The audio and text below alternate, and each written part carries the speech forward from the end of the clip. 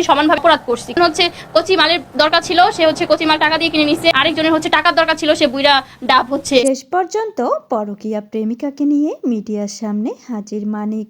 হ্যাঁ ভিউয়ার্স, চলুন বিস্তারিত ভিডিওতে জেনে আসি। সুমাইয়া রিমুর সাথে সংসার করা অবস্থায় মানিক যে মেয়েটির সাথে পরকীয়ায় লিপ্ত ছিল, শেষ পর্যন্ত সেই মেয়েটাকে নিয়েই মিডিয়ার সামনে হাজির হলো মানিক। মানিক সেই মেয়েটিকে নিয়ে সামাজিক যোগাযোগ মাধ্যমে নষ্টামি শুরু করে দিয়েছে। হ্যাঁ ভিউয়ার্স, এই সেই মেয়েটি।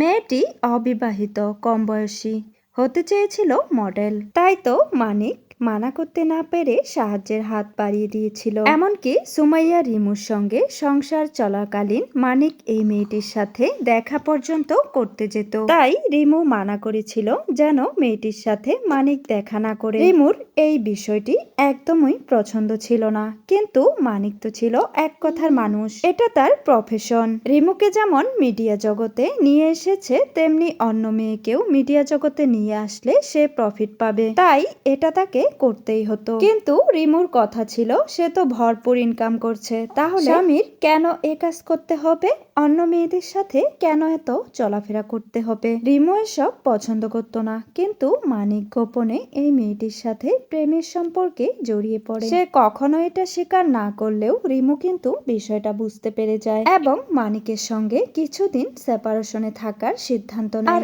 এখন যখন কিছুটা সময় পার হয়ে গেছে, মানিক সেই মেয়েকে নিয়ে প্রকাশ্যে নাচানাচি শুরু করে দিয়েছে মিডিয়ার সামনে। মেয়েটির শরীরে এখন পর্যন্ত কোনো প্রকার ছোটখাটো জামা কাপড় না উঠলেও বড় বড় জামা কাপড় পরেও যে নষ্টামি ভিডিও করা যায় সেটা সে প্রমাণ করে দিচ্ছে। আর মানিকের এই ধরনের ভিডিও দেখে আসলেই বোঝা যাচ্ছে রিমুর সাথে সে চিট করেছে।